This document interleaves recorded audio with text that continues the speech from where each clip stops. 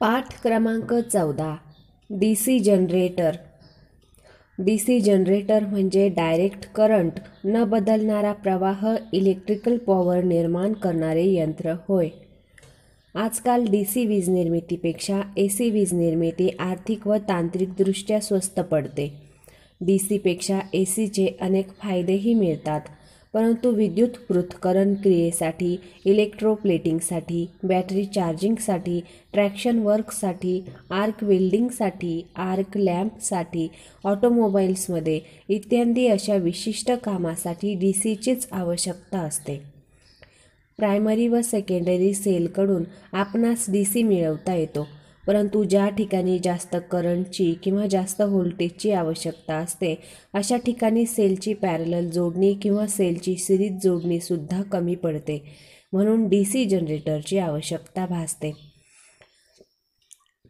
आपणास माहीतच असेल की निसर्गातील कोणतीही शक्ती नष्ट करता येत नाही किंवा नव्याने निर्माणही करता येत नाही. फक्त एका शक्तीचे दुसऱ्या शक्तीत रूपांतर करता येते. जसे सेल हा केमिकल पॉवरचे इलेक्ट्रिकल पॉवरमध्ये रूपांतर करतो, तसेच जनरेटर हा मेकॅनिकल पॉवरचे इलेक्ट्रिकल पॉवरमध्ये रूपांतर करतो.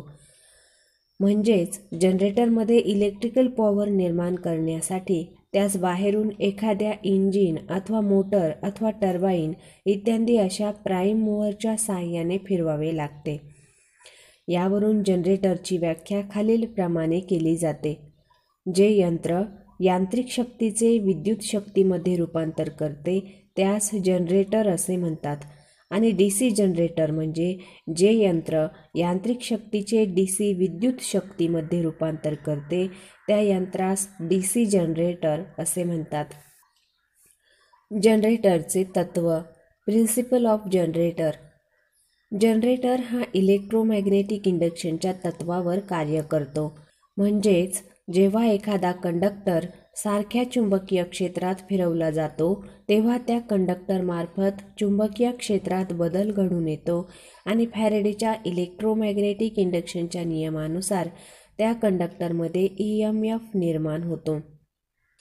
समजा स्थिर चुंबकीय क्षेत्रात कंडक्टर ठेवून फिरवला किंवा कंडक्टरला स्थिर ठेवून मॅग्नेटला फिरवले तरी त्या कंडक्टरकडून चुंबकीय रेषा कापल्या जातातच आणि कंडक्टरमध्ये फॅरेडेच्या नियमानुसार EMF निर्माण होतो.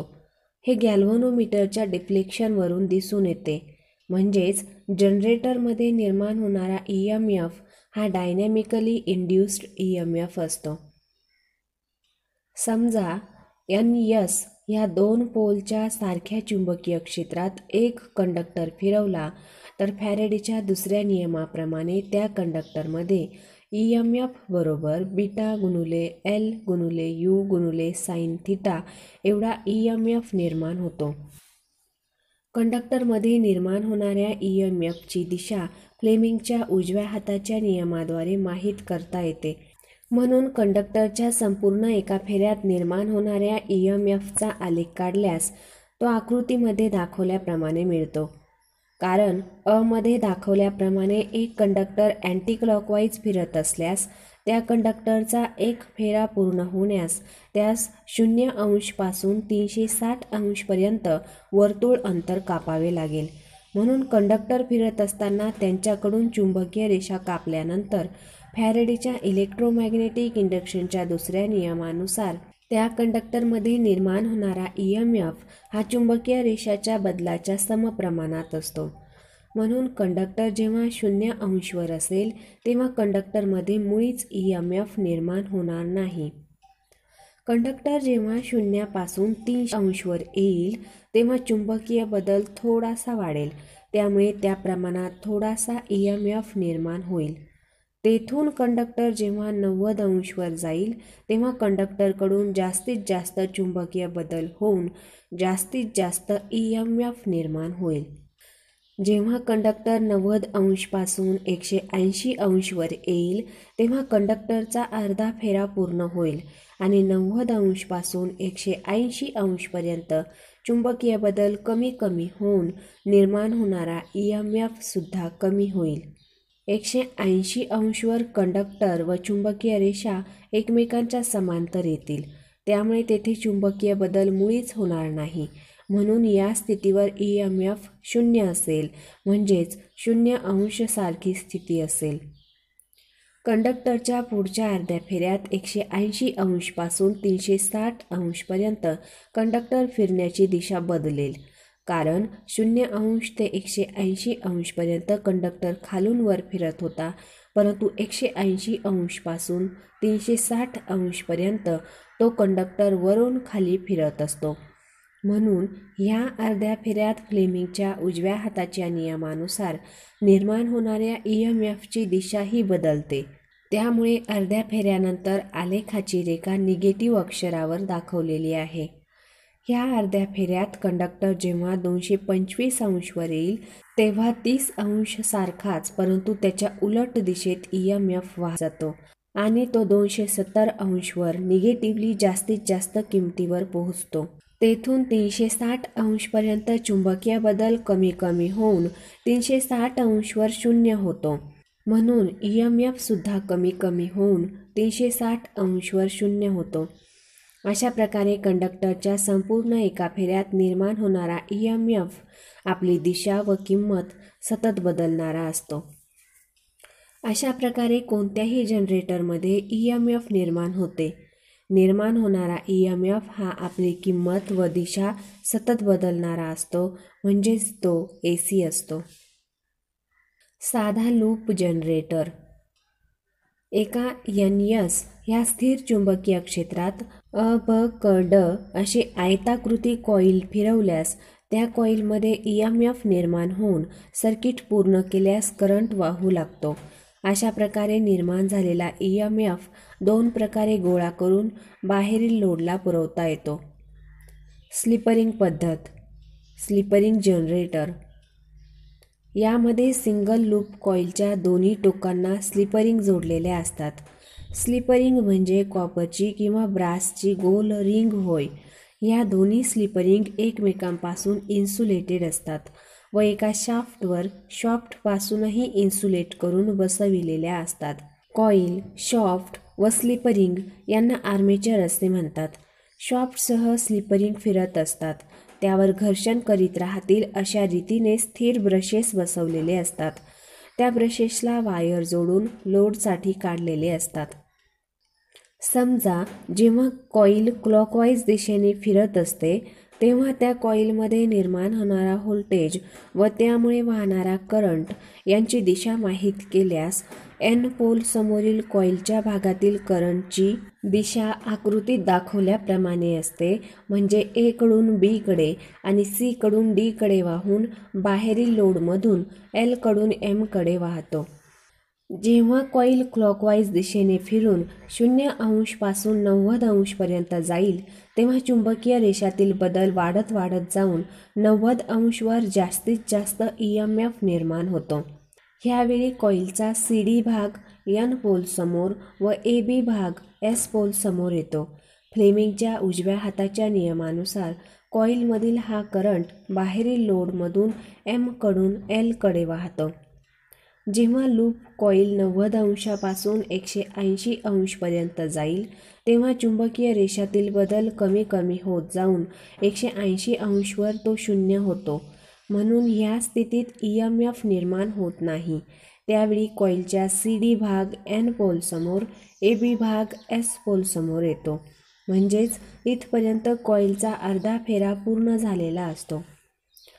कॉईल जेव्हा 180° पासून 270° पर्यंत फिरत जाईल तेव्हा कॉईलची फिरण्याची दिशा बदललेली असते. कारण अर्ध्या फेऱ्यापर्यंत कॉईल ही वरून खाली फिरत होती, मात्र आता ही कॉईल खालून वर फिरत असते. म्हणून फ्लेमिंगच्या उजव्या हाताच्या नियमानुसार कॉईलमध्ये निर्माण होणाऱ्या EMFची दिशा बदलते आणि 180° ते 270° पर्यंत चुंबकीय रेषातील बदल वाढत जाऊन EMF जास्तीत जास्त निर्माण होतो. त्यामुळे बाहेरील लोडमधून L कडून M कडे करंट वाहू लागतो. जेव्हा कॉईल 270° ते 360° पर्यंत जाईल तेव्हा कॉईलचा एक फेरा पूर्ण झालेला असतो. म्हणून ह्या स्थितीला मुळीच EMF निर्माण होणार नाही. मात्र 270 अंशपासून 360 अंशपर्यंत चुंबकीय रेषातील बदल कमी कमी होऊन 0 होतो, म्हणून EMF सुद्धा कमी कमी होऊन 0 होतो. अशा प्रकारे कॉइलच्या संपूर्ण एका फेऱ्यात निर्माण होणाऱ्या EMFची किंमत सतत बदलत असते व ठराविक अंतराने दिशाही बदलत असते, म्हणून स्लिपरिंग मार्फत बाहेरील लोडला AC सप्लाय मिळतो. स्प्लिटरिंग पद्धत. स्प्लिटरिंग जनरेटर. यामध्ये कॉइलच्या दोन्ही टोकांना स्प्लिटरिंग जोडून कॉइल NS ह्या पोलमध्ये फिरवल्यास बाहेरील लोडला DC सप्लाय मिळतो. स्प्लिटरिंग म्हणजे एकाच गोल रिंगचे 2 भाग करून दोन्ही भाग एकमेकांपासून इन्सुलेट करून यांत्रिकरित्या दोन्ही भाग एकत्र जोडलेली रिंग होय. ह्या रिंगच्या प्रत्येक स्वतंत्र भागास सेगमेंट असे म्हणतात. NS ह्या स्थिर चुंबकीय क्षेत्रात ABCD हे आयताकृती कॉइल ठेवून कॉइलच्या AB भागास स्प्लिटरिंगचे सेगमेंट 1 जोडलेले आहे व CD भागास सेगमेंट 2 जोडलेले आहे. दोन्ही सेगमेंटवर ब्रश स्पर्श करून ठेवलेले दाखवले आहे. कॉइलमध्ये निर्माण होणाऱ्या EMFमुळे वाहणारा करंट कॉइलच्या AB कडून सेगमेंट 2 व ब्रशमार्फत बाहेरील लोडमधून M कडून L कडे वाहतो आणि आपले सर्किट पूर्ण करतो. कॉइल क्लॉकवाईज दिशेने पुढे फिरवल्यास कॉइल जेव्हा उभ्या स्थितीत येते तेव्हा N पोलकडून निघणाऱ्या चुंबकीय रेषा कॉइलच्या पोकळीमधून सरळ S पोलकडे जातात, म्हणजेच या स्थितीला चुंबकीय रेषांशी समांतर येते. त्यामुळे कॉइलकडून चुंबकीय रेषा कापल्या जात नाहीत आणि EMF सुद्धा निर्माण होत नाही. आता कॉइल क्लॉकवाईज दिशेने पुढे फिरवल्यास कॉइलच्या पुढच्या अर्ध्या फेऱ्यानंतर कॉइलचा AB भाग S पोल समोर व CD भाग N पोल समोर येतो. त्याचवेळी सेगमेंटची जागाही बदलते, म्हणून कॉइलच्या CD भागात निर्माण झालेल्या EMFमुळे वाहणारा करंट हा DC कडून सेगमेंट 1 व ब्रशमार्फत बाहेरील लोडमधून M कडून L कडे वाहून आपले सर्किट पूर्ण करतो. अशा प्रकारे प्रत्येक अर्ध्या फेऱ्यानंतरही प्रवाह हा बाहेरील लोडमधून M कडून L कडे ह्या एकाच दिशेने वाहत असतो. परंतु कॉइल फिरत असताना कॉइलच्या एका फेऱ्यातील करंटची किंमत मात्र सतत बदलत असते, म्हणून अशा प्रकारच्या करंटला एकाच दिशेने वाहणारा पण किंमत बदलणारा युनिडायरेक्शन करंट असे म्हणतात. करंटच्या किमतीमधील हा चढ उतार कॉइलच्या संख्येत व कॉइलच्या सोबत जोडलेल्या सेगमेंटच्या संख्येत वाढ करून कमी करता येतो व शुद्ध स्वरूपाचा DC मिळवता येतो. समजा 2 कॉइल एकमेकांच्या काटकोनात बसवून त्या 2 कॉइलसाठी 4 सेगमेंट दाखवले आहेत. A व B कॉइलच्या एका फेऱ्यात निर्माण होणाऱ्या EMFचा आलेख हा आकृतीत दाखवल्याप्रमाणे आहे. ह्या कॉइल फिरत असताना A कॉइलमधील EMF 0 असताना B कॉइलमधील EMF जास्तीत जास्त असतो आणि B कॉइलमधील EMF 0 असताना A कॉइलमधील EMF जास्तीत जास्त असतो. त्यामुळे या दोन्ही कॉइलचा परिणामी EMF आलेखात डार्क लाईनने दाखवलेला आहे. यावरून असे दिसून येते की 2 कॉइल व 4 सेगमेंटपासून मिळणारा व्होल्टेज हा सुद्धा शुद्ध स्वरूपाचा DC नसतो, कारण त्याच्या किमतीमध्ये अजूनही थोडासा चढ उतार असतोच. कॉइल व सेगमेंटची संख्या वाढवून अनेक कॉइलला अनेक सेगमेंट जोडून कॉइल्स फिरवल्या तर त्यापासून मिळणारा व्होल्टेज आपली किंमत व दिशा न बदलता बाहेरील लोडला शुद्ध स्वरूपाचा DC मिळतो. DC जनरेटरची रचना. Construction of DC generator. या एका बॉडी फ्रेममध्ये फील्ड पोल बसवलेले असतात. त्या फील्ड पोलवर फील्ड वाइंडिंग बसवलेली असते. बॉडीला एंड, रियर प्लेट व फ्रंट प्लेट बसवलेल्या असतात. त्या प्लेटच्या मध्यभागी बेअरिंग हाऊस करून त्यामध्ये बेअरिंग बसवलेले असतात.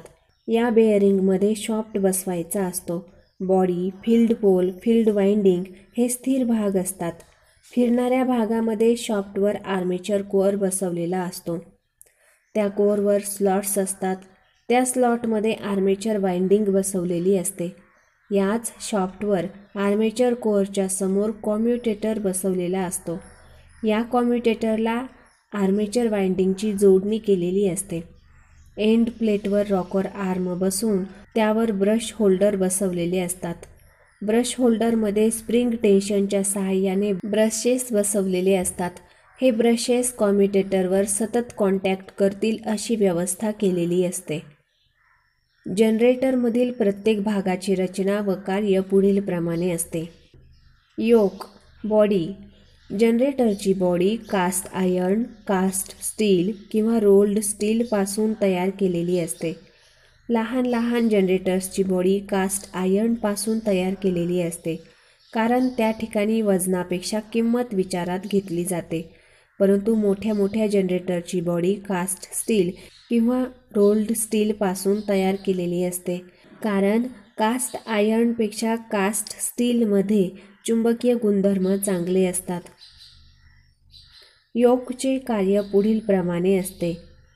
फील्ड पोलला यांत्रिक आधार देणे, आतील इतर भागांचे संरक्षण करणे, फील्ड पोलपासून निघणाऱ्या चुंबकीय रेषा वाहून नेऊन चुंबकीय मंडळ पूर्ण करणे हे महत्त्वाचे कार्य बॉडीचे असते.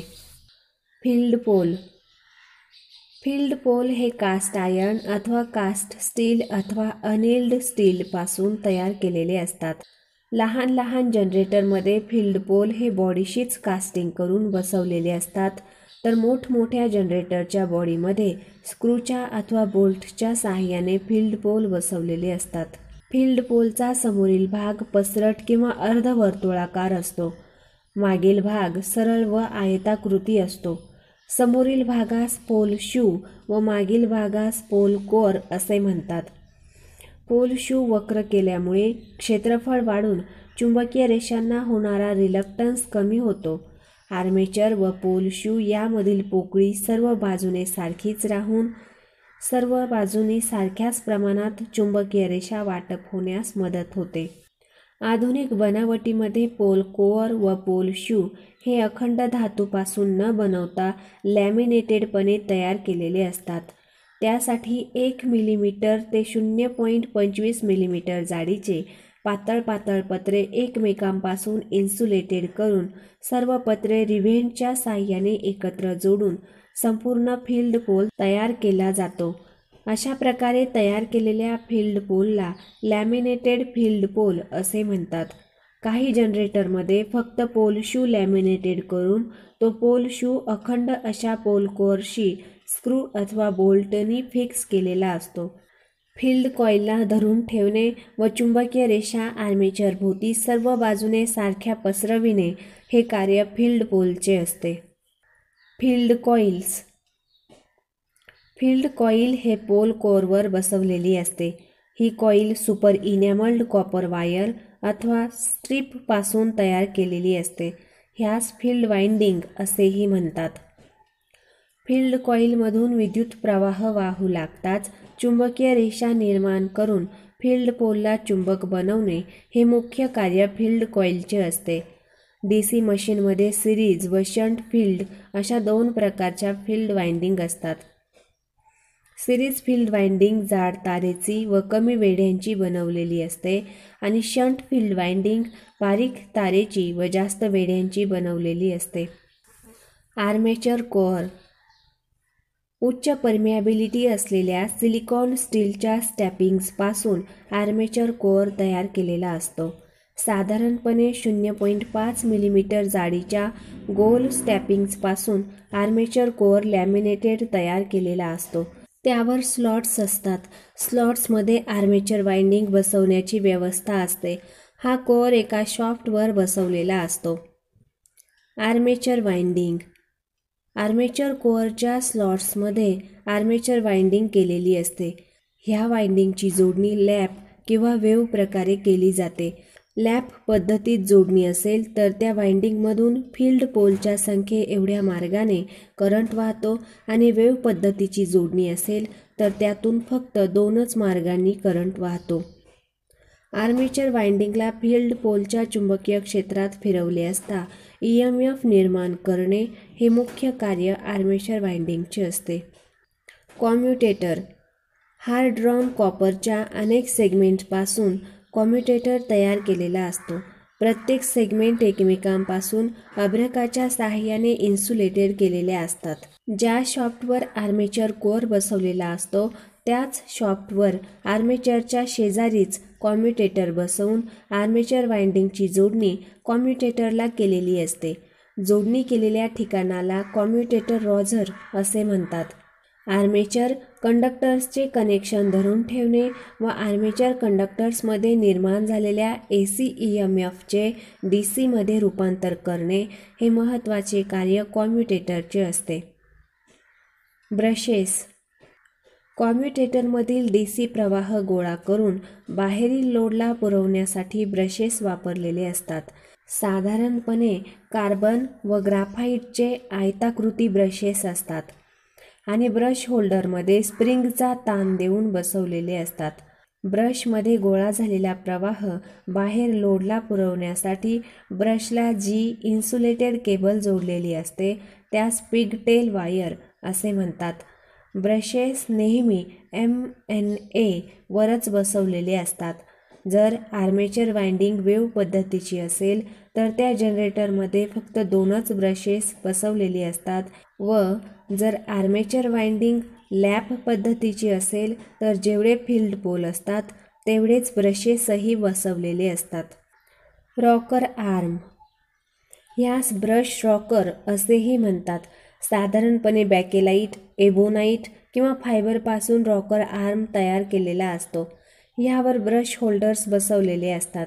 ब्रश होल्डर्स धरून ठेवणे व ब्रशेस MNA वर जुळवून घेण्यासाठी अर्थात ब्रशेसची जागा बदलण्यास मदत करणे हे रॉकर आर्मचे कार्य असते. End plates. बॉडीच्या दोन्ही बाजूचे कव्हर्स म्हणजेच एंड प्लेट्स होत. हे बॉडीशी स्क्रू अथवा बोल्टनी फिक्स केलेले असतात. या प्लेट्सच्या मध्यभागी गाळा पाडून बेअरिंग बसवण्याची व्यवस्था केलेली असते. बेअरिंगला धरून ठेवणे, आर्मेचरला चुंबकीय क्षेत्रात फिरण्यास मदत करणे व आतील भागांचे रक्षण करणे हे एंड प्लेट्सचे कार्य असते. DC जनरेटरची कार्यपद्धत. Working of DC generator. जनरेटरच्या शाफ्टला बाहेरून यांत्रिक शक्तीच्या साहाय्याने प्राइम मूव्हरने फिरवले असता आर्मेचर फिरतो. त्यामुळे फील्ड पोलच्या स्थिर चुंबकीय रेषा फिरत्या आर्मेचर वाइंडिंगकडून कापल्या जातात आणि फॅरेडेच्या इलेक्ट्रोमॅग्नेटिक इंडक्शनच्या नियमानुसार आर्मेचर वाइंडिंगमध्ये AC EMF निर्माण होतो. आर्मेचर वाइंडिंगचे कनेक्शन कॉम्युटेटरला केलेले असल्यामुळे तो AC कॉम्युटेटरमध्ये येतो. कॉम्युटेटरमध्ये त्या ACचे DC मध्ये रूपांतर होते. कॉम्युटेटरमधील DC ब्रशमार्फत गोळा होऊन बाहेरील लोडला DC विद्युत शक्ती पुरवली जाते. जनरेटरचे EMF सूत्र. EMF equation of DC generator. जनरेटरच्या आर्मेचरला बाहेरून फिरवले असता आर्मेचरकडून फील्ड पोलच्या चुंबकीय रेषा कापल्या जातात. त्यामुळे फॅरेडेच्या इलेक्ट्रोमॅग्नेटिक इंडक्शनच्या दुसऱ्या नियमानुसार आर्मेचरमध्ये विद्युतदाब निर्माण होतो. आर्मेचरमध्ये निर्माण होणाऱ्या विद्युतदाबाला EMF असे म्हणतात. तो खालील सूत्रानुसार माहित केला जातो. समजा जनरेटरमध्ये एकूण फील्ड पोलची संख्या P असेल. दर पोलगणिक मिळणाऱ्या फ्लक्स Φ वेबर. आर्मेचर वाइंडिंगमध्ये एकूण कंडक्टरची संख्या Z असेल. आर्मेचर फिरण्याचा वेग N RPM असेल. आर्मेचर वाइंडिंगमधील करंट वाहण्याचे समांतर मार्ग P1 असतील तर आर्मेचरमध्ये निर्माण होणारा EMF E हा खालील प्रमाणे असतो. EMF बरोबर flux Z × N × P divided by 60 × P1 volt. एका DC जनरेटरमध्ये 4 पोल असून त्याच्या दर पोलगणिक मिळणाऱ्या फ्लक्स 0.02 वेबर आहेत. त्याच्या आर्मेचरमध्ये एकूण 740 कंडक्टर्स असून आर्मेचर लॅप पद्धतीने वाइंडिंग केलेला आहे. जर आर्मेचरचा वेग 1000 RPM असेल तर निर्माण होणारा EMF माहित करा. EMF बरोबर flux Z × N × P divided by 60 × P1 is equal to 0.02 × 740 × 1000 into 4 divided by 60 into 4 is equal to 246.66 volt. उदाहरण 2. एका 6 पोल वेव्ह वाऊंड DC जनरेटरच्या आर्मेचरमध्ये 80 कंडक्टर्स आहेत. त्याचा दर पोल गणिक मिळणाऱ्या फ्लक्स 0.04 वेबर असतील व 1200 RPMने जनरेटर फिरत असेल तर किती EMF निर्माण होईल? EMF बरोबर 0.04 into 80 into 1200 into 6 divided by 60 into 2 is equal to 192 volt. Armature reaction. चुंबकीय क्षेत्रामध्ये आर्मेचर फिरत असताना आर्मेचरमध्ये EMF निर्माण होतो आणि आर्मेचरचे सर्किट पूर्ण होताच आर्मेचरमधून आर्मेचर करंट IA वाहतो. आर्मेचर करंटमुळे आर्मेचर कंडक्टर्सभोवती स्वतःच्या चुंबकीय रेषा निर्माण होतात. लेन्झच्या नियमाप्रमाणे आर्मेचर कंडक्टर्सभोवतीच्या चुंबकीय रेषांची दिशा मुख्य फील्ड पोलच्या चुंबकीय रेषांच्या विरुद्ध असते. त्यामुळे मुख्य चुंबकीय क्षेत्र व आर्मेचरचे चुंबकीय क्षेत्र यामध्ये परस्पर परिणाम होऊन आर्मेचर ज्या दिशेने फिरत असतो त्याच्या उलट दिशेने आर्मेचरला मागे खेचणारी क्रिया होते. या मागे खेचणाऱ्या क्रियेलाच आर्मेचर रिॲक्शन असे म्हणतात. थोडक्यात सांगावयाचे झाल्यास आर्मेचरच्या चुंबकीय क्षेत्राचा मुख्य चुंबकीय क्षेत्रावर होणाऱ्या परिणामास आर्मेचर रिॲक्शन असे म्हणतात. समजा NS या मुख्य पोलच्या चुंबकीय क्षेत्रात आर्मेचर क्लॉकवाईज दिशेने फिरत आहे अशी कल्पना केल्यास आर्मेचर रिॲक्शन कसे होते हे लक्षात येईल. आकृतीमध्ये फक्त NS या मुख्य पोलचे चुंबकीय क्षेत्र दाखवले आहे. आर्मेचरमधून करंट वाहत असताना आर्मेचर कंडक्टरमधील करंटची दिशा व त्यामुळे कंडक्टरभोवती निर्माण होणारे चुंबकीय क्षेत्र दाखवले आहे. फ्लेमिंगच्या उजव्या हाताच्या नियमानुसार N पोल समोरील आर्मेचर कंडक्टर्समधून वाहणारा करंट आपल्यापासून जाणारा असेल व S पोल समोरील आर्मेचर कंडक्टर्समधून वाहणारा करंट दुरून आपल्याकडे येणारा असेल. म्हणून कॉर्कस्क्रू नियमानुसार N पोल समोरील कंडक्टर्सभोवती क्लॉकवाईज व S पोल समोरील कंडक्टर्सभोवती अँटी क्लॉकवाईज दिशेने चुंबकीय रेषा निर्माण होतात. यामुळे मुख्य चुंबकीय क्षेत्रावर आर्मेचर भोवतीच्या चुंबकीय क्षेत्राचा परिणाम होऊन आकृती क मध्ये दाखवल्याप्रमाणे N पोल समोरील कंडक्टर्स हे खाली ढकलले जातात तर S पोल समोरील कंडक्टर्स वर ढकलले जातात. म्हणजे आर्मेचर फिरण्याच्या उलट दिशेने आर्मेचरला प्रेरणा मिळून आर्मेचर मागे खेचला जातो. या क्रियेस आर्मेचर रिॲक्शन असे म्हणतात. आर्मेचर रिॲक्शनचा परिणाम. Effect of armature reaction. Armature रिॲक्शनमुळे खालील 2 परिणाम होतात. Demagnetising effect, cross magnetising effect. Demagnetising effect. मुख्य चुंबकीय क्षेत्र व आर्मेचर भोवती निर्माण होणारे चुंबकीय क्षेत्र यांची दिशा लेन्झच्या नियमाप्रमाणे एकमेकांच्या विरुद्ध असते. त्यामुळे मुख्य चुंबकीय क्षेत्राला विरोध होऊन मुख्य चुंबकीय क्षेत्र कमजोर होते. या परिणामास डिमॅग्नेटायझिंग इफेक्ट असे म्हणतात. या परिणामामुळे एकतर मुख्य चुंबकीय क्षेत्र कमी झाल्यामुळे आणि दुसरे त्याच वेळी आर्मेचर फिरण्याचा वेग कमी झाल्यामुळे चुंबकीय बदल कमी होऊन निर्माण होणारा EMF कमी होतो. Cross magnetising effect. मुख्य चुंबकीय क्षेत्र व आर्मेचर भोवती निर्माण होणारे चुंबकीय क्षेत्र हे एकमेकास विरोध करीत असल्याने त्या दोन्ही चुंबकीय क्षेत्राच्या परस्पर परिणामाने मुख्य चुंबकीय क्षेत्रास वाकडेपणा प्राप्त होतो. कारण चुंबकीय रेषा नेहमी कमीत कमी विरोधाच्या मार्गाने वाहत असतात. म्हणून समोरून सरळ मार्गाने होणाऱ्या विरोधामुळे मुख्य चुंबकीय रेषा ह्या तिरप्या मार्गाने वाहून आपले चुंबकीय मंडळ पूर्ण करतात. या परिणामास क्रॉस मॅग्नेटायझिंग इफेक्ट असे म्हणतात. या परिणामामुळे मॅग्नेटिक न्यूट्रल ॲक्सिसची जागा बदलते. त्यामुळे ब्रशेसची स्थिती बदलून कॉम्युटेटरवर स्पार्किंग होते.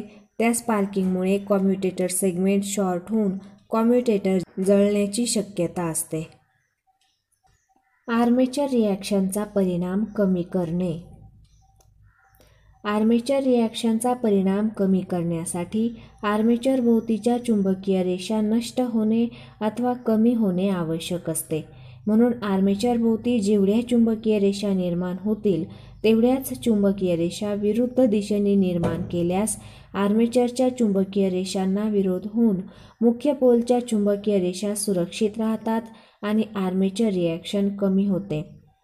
आर्मेचर रिॲक्शन कमी करण्यासाठी अर्थात कॉम्युटेशन चांगले होण्यासाठी इंटरपोल व कॉम्पेन्सेटिंग वाइंडिंगचा उपयोग केला जातो.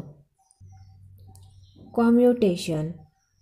आर्मेचर फिरत असताना त्याच्या कॉम्युटेटरवरील एखादा ब्रश एक किंवा दोन कॉम्युटेटर सेगमेंटला स्पर्श करीत असतो. त्यामुळे त्या सेगमेंटला जोडलेल्या कॉईल शॉर्ट होतात. कॉईल शॉर्ट झाल्यानंतर त्यातील करंटच्या दिशेत जो बदल होतो त्यास कॉम्युटेशन असे म्हणतात.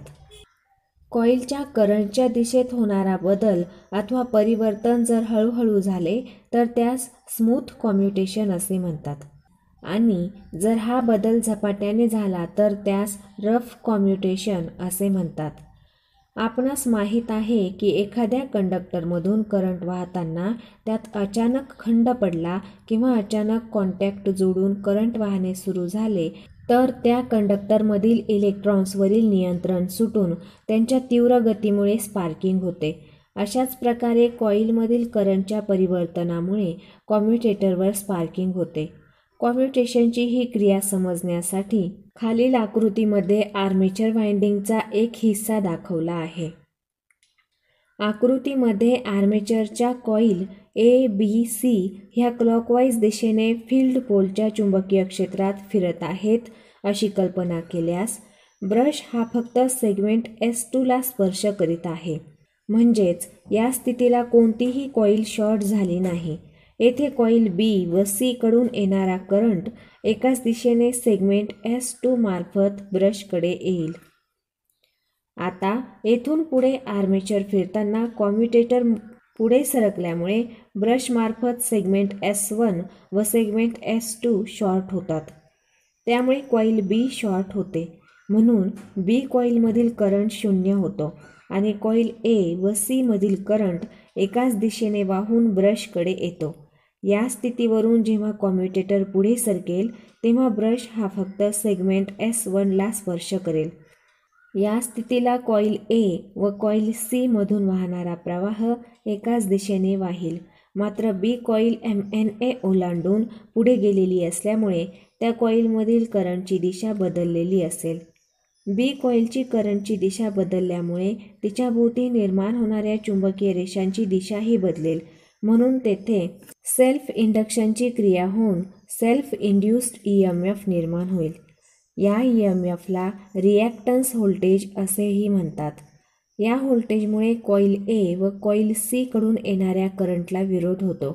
त्यामुळे कॉईलच्या एकूण करंटला कॉईल बी मधून वाहू देत नाही. म्हणून बाकीचा करंट हवेच्या माध्यमातून ब्रशकडे जाण्याचा प्रयत्न करतो. त्यामुळे ब्रश व सेगमेंटच्या कॉन्टॅक्टमध्ये स्पार्किंग होते. अशा प्रकारे कॉम्युटेशनची क्रिया होते. स्पार्किंगचे परिणाम.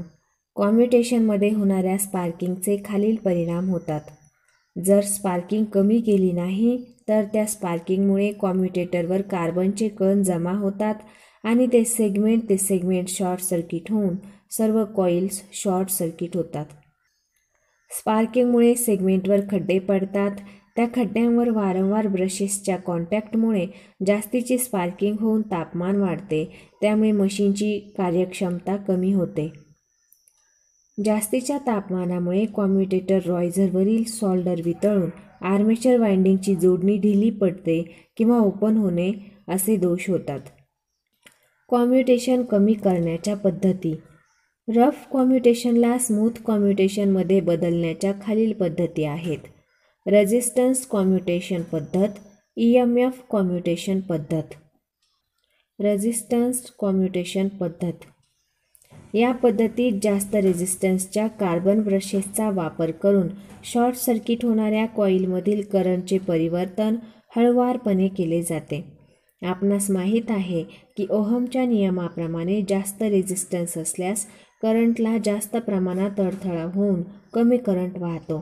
त्याचप्रमाणे कॉम्युटेशनसाठी ब्रशेसचा विरोध जास्त असल्यास शॉर्ट सर्किट झाल्यानंतर कॉईलमधील करंटचे परिवर्तन हळूहळू होऊन स्मूथ कॉम्युटेशन होते. EMF कॉम्युटेशन पद्धत. या पद्धतीत आर्मेचरमधील शॉर्ट सर्किटेड कॉईलमध्ये निर्माण होणाऱ्या व्होल्टेजच्या किमती एवढा व्होल्टेज विरुद्ध दिशेमध्ये निर्माण केला जातो. त्यामुळे उत्पन्न होणारी स्पार्किंग कमी होऊन स्मूथ कॉम्युटेशन होते. त्यासाठी त्या DC मशीनमध्ये इंटरपोल किंवा कॉम्पेन्सेटिंग वाइंडिंग वापरलेली असते. इंटरपोल हे पोल एक प्रकारचे फील्ड पोलच असतात आणि बॉडीशी दोन मुख्य फील्ड पोलच्या मध्ये एक याप्रमाणे बसवलेले असतात. यांची संख्या मुख्य फील्ड पोल एवढीच असते, परंतु मुख्य फील्ड पोलपेक्षा हे पोल आकाराने लहान असतात.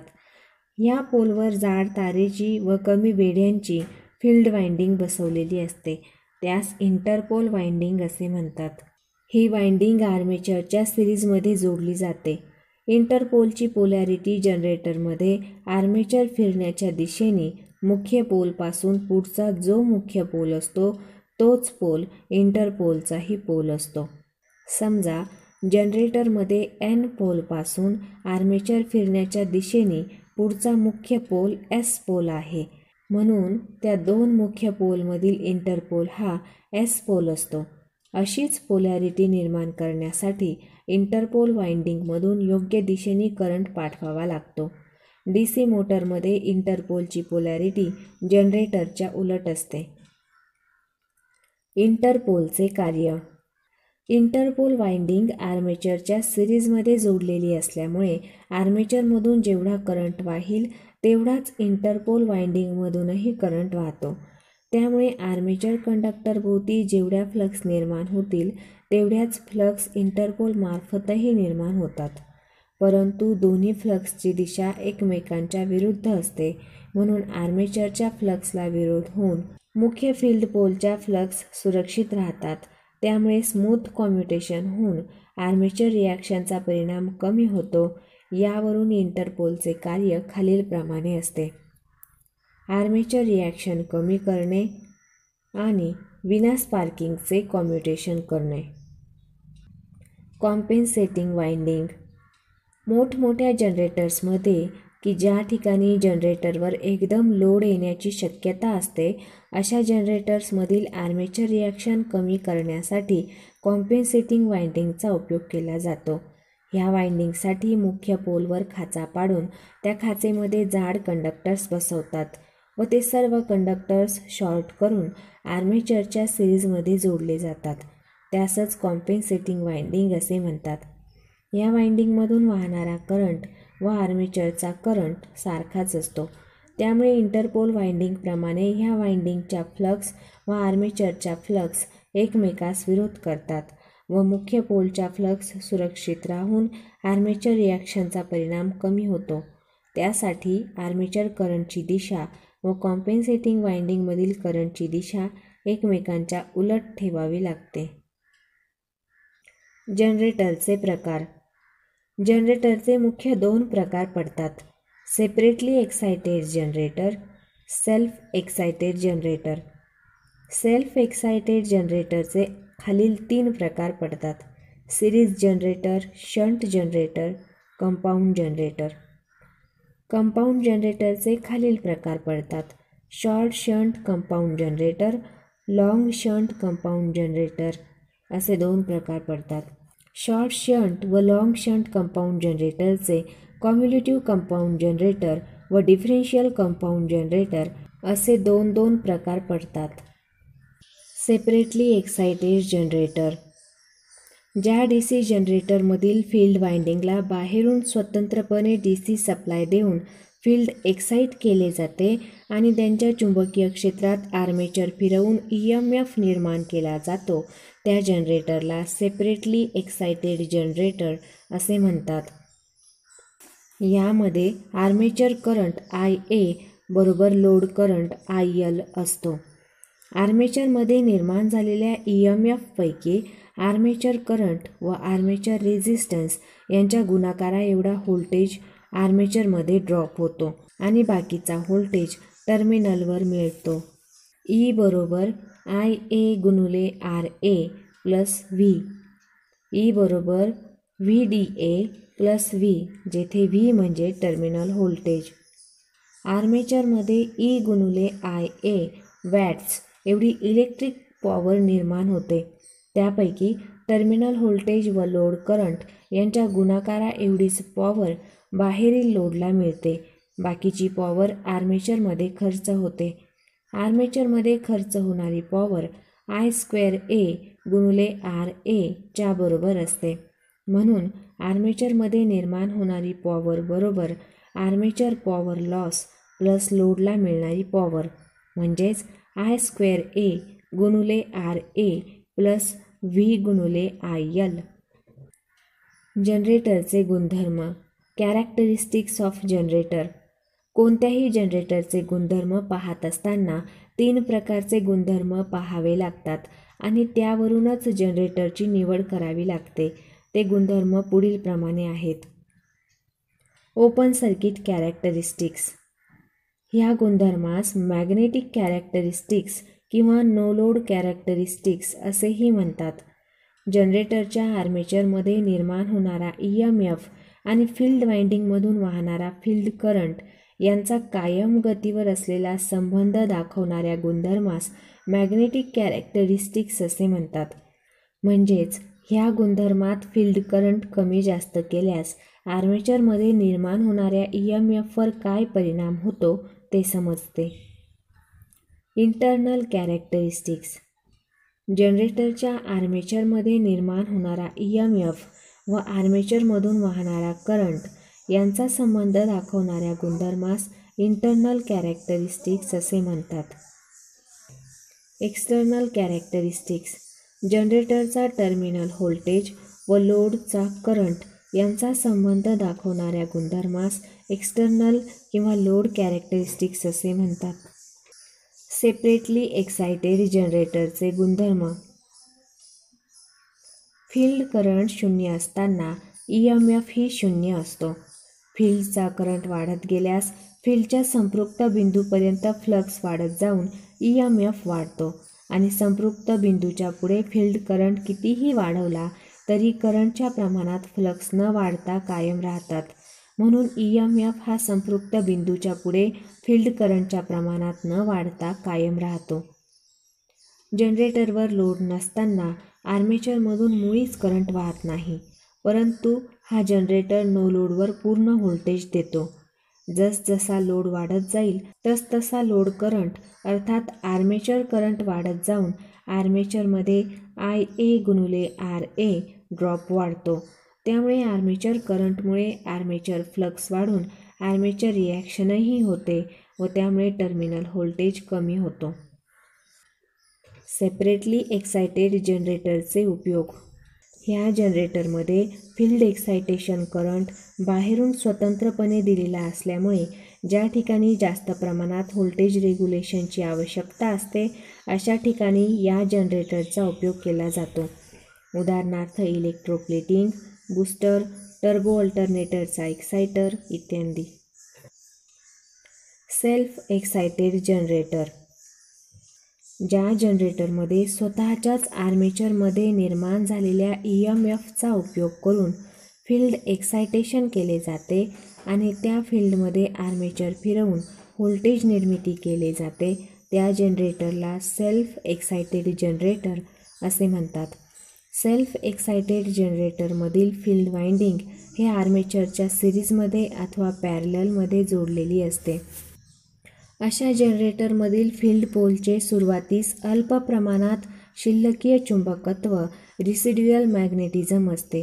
त्या शिल्लकीय चुंबकीय क्षेत्रात आर्मेचर फिरवला असता फॅरेडेच्या इलेक्ट्रोमॅग्नेटिक इंडक्शनच्या नियमानुसार सुरुवातीस आर्मेचरमध्ये अल्प प्रमाणात EMF निर्माण होतो. त्याचवेळी फील्ड वाइंडिंग आर्मेचरशी जोडलेली असते, त्यामुळे निर्माण झालेला व्होल्टेज फील्ड वाइंडिंगला मिळतो व फील्डचे सर्किट पूर्ण होताच फील्ड वाइंडिंगमधून करंट वाहून फील्ड फ्लक्स पूर्वीपेक्षा वाढतात. वाढीव फ्लक्स आर्मेचरकडून कापल्या जाऊन पूर्वीपेक्षा जास्त EMF निर्माण होतो. वाढीव व्होल्टेज पुन्हा फील्ड वाइंडिंगला मिळतो, त्यामुळे फ्लक्स वाढतात व फ्लक्स कटिंग ॲक्शन वाढते. असे चक्र सतत चालू राहून फील्डच्या संपृक्त बिंदूपर्यंत व्होल्टेज वाढत जातो. फील्डच्या संपृक्त बिंदूच्या पुढे व्होल्टेज त्या प्रमाणात न वाढता कायम राहतो. सेल्फ एक्सायटेड जनरेटरचे फील्ड आर्मेचरशी जोडण्याच्या पद्धतीवरून सेल्फ एक्सायटेड जनरेटरचे खालीलप्रमाणे प्रकार पडतात. Series generator, shunt generator, compound generator. Series generator. ह्या जनरेटरमध्ये फील्ड वाइंडिंग आर्मेचरच्या सिरीजमध्ये जोडलेली असते. सिरीज फील्ड वाइंडिंग जाड तारेची व कमी वेड्यांची असते, अर्थात फील्ड वाइंडिंगचा रेझिस्टन्स कमी असतो. सिरीज फील्ड वाइंडिंग आर्मेचरच्या सिरीजमध्ये जोडली असल्यामुळे आर्मेचरमधून वाहणारा करंट व फील्डमधून वाहणारा करंट सारखाच असतो. म्हणून सिरीज फील्ड जाड तारेपासून तयार केलेली असते. जाड तारेमुळे करंट कॅरिंग कॅपॅसिटी वाढतेच, परंतु फील्ड रेझिस्टन्स कमी होऊन फील्डचा व्होल्टेज ड्रॉपही कमी होतो. सिरीज जनरेटरची कार्यपद्धत. जनरेटरवर लोड जोडून आर्मेचर फिरवला असता फील्ड पोलच्या शिल्लकीय चुंबकत्वामुळे आर्मेचरकडून चुंबकीय बदल होऊन आर्मेचरमध्ये थोडासा EMF निर्माण होतो. आर्मेचर, सिरीज फील्ड वाइंडिंग व लोड ह्यामार्फत सर्किट पूर्ण होऊन करंट वाहू लागतो. त्यामुळे सिरीज फील्डच्या फ्लक्स वाढतात आणि आर्मेचरकडून फ्लक्स कटिंग ॲक्शन वाढून फील्डच्या संपृक्त बिंदूपर्यंत EMF वाढत जातो. EMFमुळे आर्मेचरमधून वाहणारा करंट, सिरीज फील्डमधून वाहणारा करंट व लोडचा करंट सारखेच असतात. IA = ISE = IL. आर्मेचरमध्ये निर्माण होणाऱ्या EMF पैकी आर्मेचरमध्ये IA×RA एवढा व्होल्टेज ड्रॉप होतो. नंतर सिरीज फील्डमध्ये IA×RSE एवढा व्होल्टेज ड्रॉप होऊन बाकीचा राहिलेला व्होल्टेज V हा टर्मिनलवर लोडसाठी मिळतो. E = IA×RA अधिक IA×RSE अधिक V, म्हणजेच E = VDA + VDSE + V. आर्मेचरमध्ये EMF व आर्मेचर करंट यांच्या गुणाकाराऐवजी इलेक्ट्रिकल पॉवर निर्माण होते. त्यापैकी आर्मेचर वाइंडिंगमध्ये व सिरीज फील्ड वाइंडिंगमध्ये I²R प्रमाणे पॉवर लॉस होऊन बाकीची शिल्लक पॉवर लोडला मिळते. निर्माण होणारी पॉवर बरोबर आर्मेचर पॉवर लॉस अधिक फील्ड पॉवर लॉस अधिक लोडला मिळणारी पॉवर, म्हणून आर्मेचरची एकूण पॉवर बरोबर IA² × RA अधिक IA² × RSE अधिक V×IL watt. Series generator no लोडवर फिरवल्यास व्होल्टेज निर्माण करीत नाही, कारण लोड नसेल तर फील्ड सर्किट ओपन असते. त्यामुळे फील्डमधून मुळीच करंट वाहत नाही आणि फ्लक्सही निर्माण होत नाहीत. अशावेळी आर्मेचर जरी फिरवला तरीही फक्त शिल्लकीय चुंबकत्वामुळे अल्प प्रमाणात व्होल्टेज निर्माण होतो. जसजसा लोड वाढत जाईल तसतसा लोड करंट वाढत जातो. सिरीज जनरेटरमध्ये IL = ISE = IA असल्यामुळे सिरीज फील्डचाही करंट वाढून फ्लक्स वाढत जातात, परंतु लोड कितीही वाढला तरीही फील्ड फ्लक्स फक्त फील्डच्या संपृक्त बिंदूपर्यंतच वाढतात. म्हणून फील्डच्या संपृक्त बिंदूपर्यंत लोडच्या प्रमाणात टर्मिनल व्होल्टेज वाढत जातो. अशा प्रकारे लोडच्या प्रमाणात व्होल्टेज वाढण्याच्या गुणधर्मास जनरेटरचा रायझिंग कॅरेक्टरिस्टिक्स असे म्हणतात. संपृक्त बिंदूच्या पुढे लोड वाढल्यास आर्मेचर व सिरीज फील्डचा I×R ड्रॉप वाढतो. तसेच आर्मेचर करंट वाढून आर्मेचर फ्लक्स वाढतात आणि आर्मेचर रिॲक्शन वाढून टर्मिनल व्होल्टेज कमी होतो. सिरीज जनरेटरचे उपयोग. सिरीज जनरेटरचा टर्मिनल व्होल्टेज लोडच्या प्रमाणात बदलतो, म्हणून कॉन्स्टंट लोडसाठी कॉन्स्टंट करंट जनरेटर म्हणून आर्क लॅम्पसाठी, रेल्वेमध्ये लाइटिंगसाठी याचा उपयोग केला जातो. तसेच ह्या जनरेटरच्या अंगी रायझिंग कॅरेक्टरिस्टिक्स असल्यामुळे DC ट्रान्समिशन लाईनमध्ये होणारा व्होल्टेज ड्रॉप भरून काढण्यासाठी हा जनरेटर लाईनच्या सिरीजमध्ये जोडून बूस्टर म्हणून यांचा उपयोग केला जातो. बूस्टर DC फीडर लाईनमधील व्होल्टेज ड्रॉप भरून काढण्यासाठी DC लाईनच्या सिरीजमध्ये जोडलेल्या सिरीज जनरेटरला बूस्टर असे म्हणतात. DC फीडर लाईनमधून करंट वाहताना त्या लाईनमध्ये करंट वाहताना तो करंट व लाईन कंडक्टरचा रेझिस्टन्स यांच्या गुणाकारा एवढा व्होल्टेज ड्रॉप होतो. त्यामुळे लोडला मिळणारा टर्मिनल व्होल्टेज कमी होतो. लोडचा व्होल्टेज कमी झाल्यामुळे तेथील उपकरणे, दिवे, पंखे इत्यादी त्यांच्या क्षमतेप्रमाणे कार्य करीत नाहीत. म्हणून लाईनमध्ये होणारा व्होल्टेज ड्रॉप कमीत कमी ठेवणे किंवा त्याची भरपाई करणे आवश्यक असते. DCमुळे होणारा व्होल्टेज ड्रॉप कमीत कमी करणे शक्य नसते. म्हणून होणाऱ्या व्होल्टेज ड्रॉपची भरपाई करण्यासाठी बूस्टर वापरणे आवश्यक असतो. DC सिरीज जनरेटरच्या अंगी रायझिंग कॅरेक्टरिस्टिक्स असल्याने बूस्टरसाठी सिरीज जनरेटरचा उपयोग केला जातो. DC फीडर लाईनच्या सिरीजमध्ये DC सिरीज जनरेटर जोडलेला असतो. त्या जनरेटरला स्थिर वेगाने फिरवण्यासाठी प्राइम मूव्हर म्हणून DC शंट मोटर वापरलेली असते. त्या मोटरला फीडर लाईनचाच DC सप्लाय दिलेला असतो. प्राइम मूव्हर फिरत असताना DC सिरीज जनरेटरही फिरतो. त्यामुळे त्या जनरेटरमध्ये निर्माण होणारा व्होल्टेज हा फीडर लाईनच्या व्होल्टेजला मदत करतो. जेव्हा फीडर लाईनवरील लोड वाढेल तेव्हा वाढीव करंट हा बूस्टरच्या सिरीज फील्डमधून वाहील. त्यामुळे सिरीज फील्डच्या फ्लक्स वाढून व्होल्टेज वाढेल. या वाढीव व्होल्टेजमुळे लाईनमध्ये होणाऱ्या व्होल्टेज ड्रॉपची झीज आपोआप भरून निघेल. अशा प्रकारे सिरीज जनरेटर हा बूस्टर म्हणून कार्य करतो. शंट जनरेटर या जनरेटरची शंट फील्ड वाइंडिंग बारीक तारेची व जास्त वेढ्यांची अर्थात जास्त रेझिस्टन्सची असते आणि ही फील्ड वाइंडिंग आर्मेचरच्या पॅरललमध्ये जोडलेली असते. शंट जनरेटरची कार्यपद्धत. शंट जनरेटरचा आर्मेचर बाहेरून फिरवला असता फील्ड पोलच्या शिल्लकीय चुंबकत्वामुळे फॅरेडेच्या इलेक्ट्रोमॅग्नेटिक इंडक्शनच्या नियमानुसार आर्मेचरमध्ये थोडासा EMF निर्माण होतो. आर्मेचरच्या पॅरललमध्ये शंट फील्ड वाइंडिंग जोडली असल्यामुळे जनरेटरवर जरी लोड नसला तरीही शंट फील्डचे सर्किट पूर्ण होते आणि शंट फील्डमधून करंट वाहू लागतो. त्या करंटमुळे फील्डच्या फ्लक्स पूर्वीपेक्षा वाढतात. आर्मेचर फिरत असल्यामुळे त्यांच्या मार्फत पूर्वीपेक्षा जास्त प्रमाणात फ्लक्स कापल्या जाऊन जास्त EMF निर्माण होतो. वाढीव EMFमुळे अजून फील्डसह फ्लक्स वाढतात. असे चक्र सतत चालू राहून नो लोडवरही शंट जनरेटरच्या आर्मेचरमध्ये पूर्ण व्होल्टेज निर्माण होतो. आर्मेचर वाइंडिंगमध्ये निर्माण झालेल्या EMF पैकी आर्मेचरमध्ये आर्मेचर करंट IA व आर्मेचर रेझिस्टन्स RA यांच्या गुणाकारा एवढा व्होल्टेज ड्रॉप होऊन बाकी शिल्लक राहिलेला व्होल्टेज शंट फील्ड वाइंडिंगला व लोडला सारखाच मिळतो. E बरोबर IA गुणिले RA अधिक V आणि V बरोबर VSH. आर्मेचरमधून वाहणारा करंट IA हा शंट फील्डमधून वाहणारा करंट ISH व लोडचा करंट IL यांच्या बेरजे एवढा असतो. IA बरोबर ISH अधिक IL, जेथे ISH बरोबर V/RSH. आर्मेचरमध्ये EMF E व आर्मेचर करंट IA यांच्या गुणाकारा एवढी पॉवर निर्माण होते. त्यापैकी आर्मेचर वाइंडिंग व शंट फील्ड वाइंडिंगमध्ये I2R प्रमाणे पॉवर लॉस होऊन नंतर लोडला IL गुणिले V वॅट्स एवढी पॉवर मिळते. जनरेटरवरील लोड पूर्ण लोडपर्यंत वाढल्यास आर्मेचर करंट वाढून आर्मेचरमधील IR ड्रॉप वाढतो.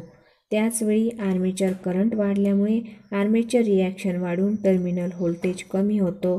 ह्यास ड्रूपिंग कॅरेक्टरिस्टिक्स असे म्हणतात. शंट जनरेटर चालू करताना पूर्ण लोडवर चालू करू नये, कारण सुरुवातीस जनरेटरवर पूर्ण लोड असल्यास व लोडचा रेझिस्टन्स शंट फील्डच्या रेझिस्टन्सपेक्षा कमी असल्यास अशावेळी आर्मेचरमधून येणारा करंट जास्त प्रमाणात लोडकडेच जाईल व शंट फील्डकडे कमी करंट जाईल. म्हणून शंट फील्डपासून कमी फ्लक्स मिळतील. त्यामुळे कमी प्रमाणात व्होल्टेज निर्माण होऊन जनरेटर लोड घेणार नाही. सारांश: शंट जनरेटर हा नो लोडवर पूर्ण व्होल्टेज निर्माण करतो. लोडवर टर्मिनल व्होल्टेज कमी होतो. स्थिर लोडवर जवळपास कायम व्होल्टेज देतो. पूर्ण लोडवर चालू करता येत नाही. शंट जनरेटरचे उपयोग: ज्या ठिकाणी लोडमध्ये जास्त प्रमाणात बदल होत असतो अशा ठिकाणी हा जनरेटर उपयुक्त नसतो, परंतु स्थिर लोडवर स्थिर व्होल्टेजसाठी यांचा उपयोग केला जातो. उदाहरणार्थ battery charging, lighting load, welding generator तसेच डीसी डिस्ट्रीब्यूशन लाईनमध्ये बॅलन्सर म्हणून या जनरेटरचा उपयोग केला जातो. कंपाऊंड जनरेटर: कंपाऊंड जनरेटरमध्ये एकाच फील्ड पोलवर शंट फील्ड वाइंडिंग व सिरीज फील्ड वाइंडिंग बसवलेले असतात. शंट फील्ड बारीक तारेची व जास्त वेढ्यांची अर्थात जास्त रेझिस्टन्सची असून आर्मेचरच्या पॅरललमध्ये जोडलेली असते व सिरीज फील्ड वाइंडिंग जाड तारेची कमी वेढ्यांची अर्थात कमी रेझिस्टन्सची असून आर्मेचर अथवा लोडच्या सिरीजमध्ये जोडलेली असते. म्हणून कंपाऊंड जनरेटरमध्ये सिरीज व शंट जनरेटरचे गुणधर्म एकत्रितपणे मिळतात. कंपाऊंड जनरेटरचे प्रकार: दोन्ही फील्ड वाइंडिंगच्या जोडणीवरून कंपाऊंड जनरेटरचे मुख्य दोन प्रकार पडतात: short shunt compound generator, long shunt compound generator. Short shunt compound generator: ह्या जनरेटरमध्ये शंट फील्ड आर्मेचरच्या पॅरलल जोडून त्या कॉम्बिनेशनच्या सिरीजमध्ये सिरीज फील्ड वाइंडिंग जोडलेली असते. म्हणजेच लोडच्या सिरीजमध्ये सिरीज फील्ड जोडलेली असते. ह्या जोडणीत सिरीज फील्ड व शंट फील्डमधून वाहणाऱ्या करंटची दिशा सारखीच असेल तर दोन्ही फील्डच्या फ्लक्स एकमेकांना मदत करतात. म्हणून अशी जोडणी केलेल्या जनरेटरला कॉम्युलेटिव्ह शॉर्ट शंट कंपाऊंड जनरेटर असे म्हणतात. असा जनरेटर सिरीज जनरेटरच्या गुणधर्माचा असतो. जर सिरीज फील्ड व शंट फील्डमधून वाहणाऱ्या करंटची दिशा एकमेकांच्या उलट असेल तर दोन्ही फील्डच्या फ्लक्स एकमेकास विरोध करतात, त्यामुळे परिणामी फ्लक्स कमी होतात. अशी जोडणी केलेल्या जनरेटरला differential short shunt compound generator असे म्हणतात.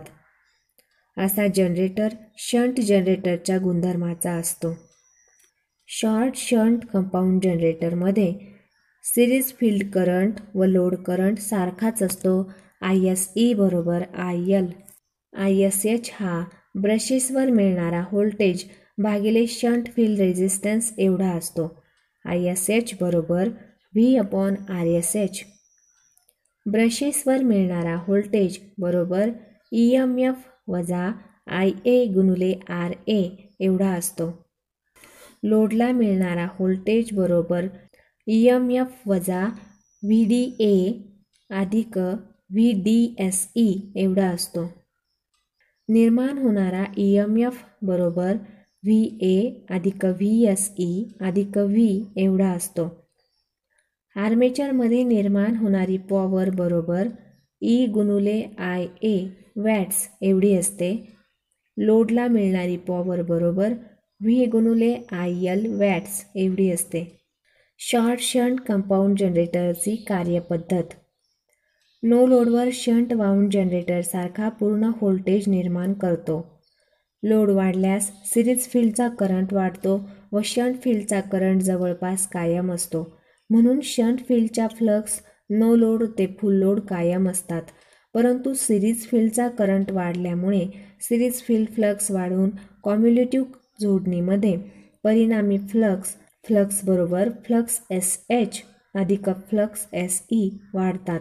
म्हणून कॉम्युलेटिव्ह कंपाऊंड जनरेटर असेल तर लोडवर टर्मिनल व्होल्टेज वाढतो आणि डिफरेन्शियल जोडणी असेल तर लोडवर टर्मिनल व्होल्टेज कमी होतो, कारण डिफरेन्शियल जोडणीमध्ये फ्लक्स बरोबर flux SH minus flux SE ह्याप्रमाणे एकूण फ्लक्स कमी होतात.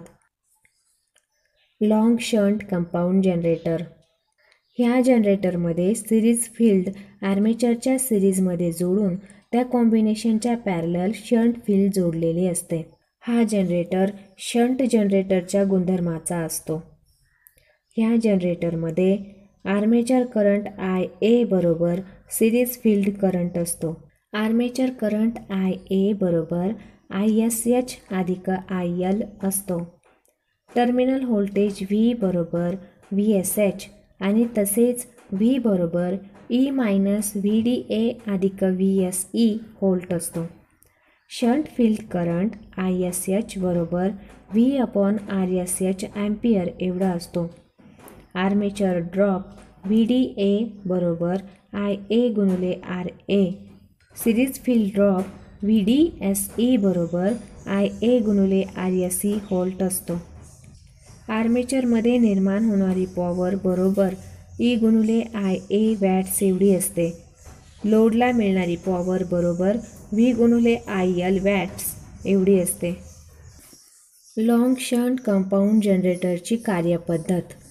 डिफरेन्शियल कंपाऊंड जनरेटरवरील लोड वाढल्यास आर्मेचर करंट व सिरीज फील्ड करंट वाढतो. त्यामुळे परिणामी फ्लक्स कमी होऊन टर्मिनल व्होल्टेज कमी होतो. कॉम्युलेटिव्ह कंपाऊंड जनरेटरवरील लोड वाढल्यास आर्मेचर करंट व सिरीज फील्ड करंट वाढतो.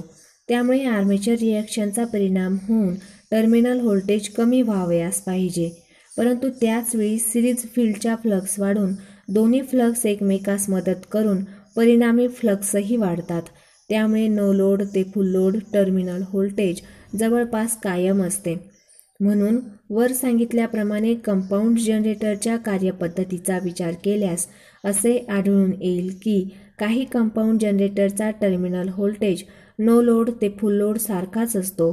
काहीचा टर्मिनल व्होल्टेज लोडवर वाढतो तर काहीचा टर्मिनल व्होल्टेज लोडवर कमी होतो. या गुणावरून कंपाऊंड जनरेटरचे 3 प्रकारे वर्गीकरण केले जाते: flat compound generator, under compound generator, over compound generator. Flat compound generator. ज्या कंपाऊंड जनरेटरचे टर्मिनल व्होल्टेज नो लोड ते फुल लोड जवळपास कायम असते त्यास फ्लॅट कंपाऊंड अथवा लेव्हल कंपाऊंड जनरेटर असे म्हणतात. अशा जनरेटरचा उपयोग मोठमोठ्या इमारतीमध्ये किंवा जवळच्या अंतरापर्यंत वीज पुरवठा करण्यासाठी केला जातो. Under compound generator. ज्या कंपाऊंड जनरेटरचा टर्मिनल व्होल्टेज नो लोडपेक्षा लोडवर कमी होतो त्यास अंडर कंपाऊंड जनरेटर असे म्हणतात. अशा जनरेटरचा उपयोग आर्क वेल्डिंगसाठी केला जातो, कारण आर्क वेल्डिंगमध्ये करंट वाढल्यास जास्त प्रमाणात व्होल्टेज ड्रॉप होणे आवश्यक असते. Over compound generator. ज्या कंपाऊंड जनरेटरचा टर्मिनल व्होल्टेज नो लोड व्होल्टेजपेक्षा लोडवर वाढतो त्यास ओव्हर कंपाऊंड जनरेटर असे म्हणतात. ह्या जनरेटरचा उपयोग दूर अंतरापर्यंत वीज पुरवठा करण्यासाठी केला जातो, कारण लांब अंतरापर्यंतच्या कंडक्टरमध्ये होणारा व्होल्टेज ड्रॉप जनरेटरच्या अशा गुणामुळे आपोआप भरून निघतो. याशिवाय DC मोटारीला वीज पुरवठा करण्यासाठी व रेल्वेमध्ये ह्याचा उपयोग केला जातो. Critical resistance. सिरीज जनरेटरच्या बाबतीत साधारणपणे लोडचा क्रिटिकल रेझिस्टन्स सांगितला जातो.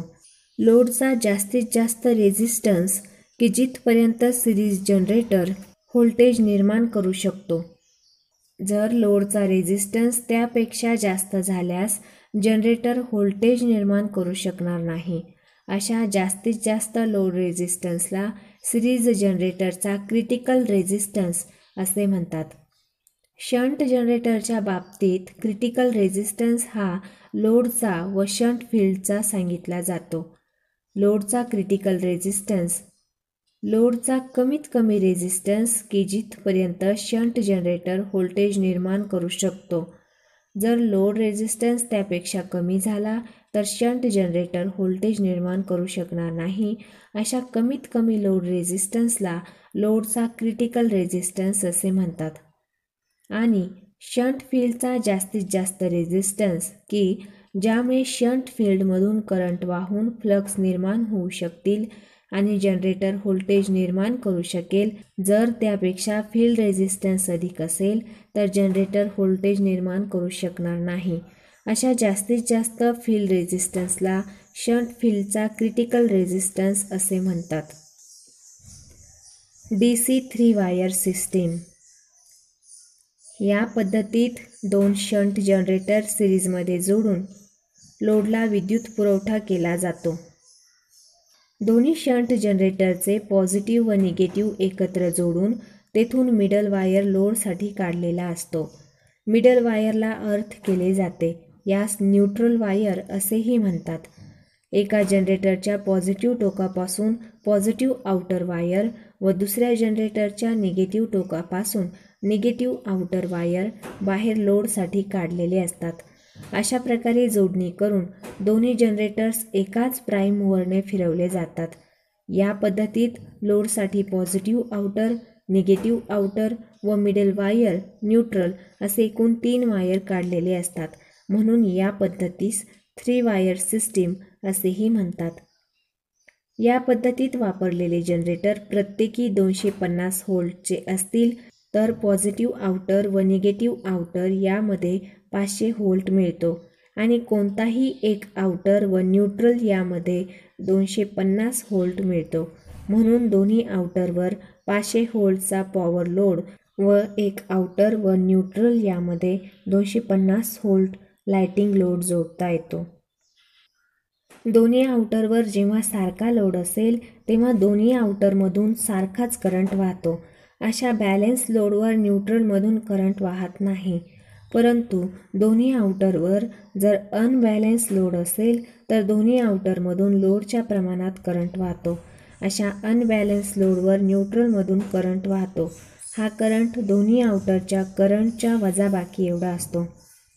IN बरोबर I1 वजा I2 किंवा IN बरोबर I2 वजा I1. या पद्धतीचा मुख्य फायदा म्हणजे यावर पॉवर लोड व लाइटिंग लोड असे दोन्ही लोड जोडता येतात. परंतु अनबॅलन्स लोडवर ज्या आउटरवर जास्त लोड आहे त्या बाजूकडील करंट वाढतो. करंट वाढल्यामुळे I गुणिले R ड्रॉप वाढून एक जनरेटर ओव्हरलोडेड होण्याची भीती असते. म्हणून हा संभाव्य धोका टाळण्यासाठी या सिस्टीममध्ये बॅलन्सर वापरावा लागतो. बॅलन्सर म्हणजे 3 वायर सिस्टीममध्ये दोन्ही बाजूचे व्होल्टेज स्थिर ठेवण्यासाठी म्हणजेच व्होल्टेज बॅलन्स ठेवण्यासाठी वापरण्यात येणारे यंत्र होय. बॅलन्सर म्हणून 2 DC शंट वाऊंड मशीन एकमेकांशी कपलिंग करून DC 3 वायर सिस्टीमशी जोडलेल्या असतात. 3 वायर सिस्टीमवर जेव्हा बॅलन्स लोड असतो तेव्हा दोन्ही DC machine no loaded shunt motor म्हणून फिरू लागतात. परंतु जेव्हा लोड अनबॅलन्स असेल तेव्हा ज्या बाजूकडे लोड जास्त आहे त्या बाजूकडील करंट वाढून त्याच्या लाईनमध्ये I गुणिले R प्रमाणे व्होल्टेज ड्रॉप वाढतो. त्यामुळे त्या बाजूकडे जोडलेल्या शंट मशीनचा टर्मिनल व्होल्टेज कमी होतो. याचवेळी दुसऱ्या बाजूकडील शंट मशीनला जास्त व्होल्टेज मिळतो.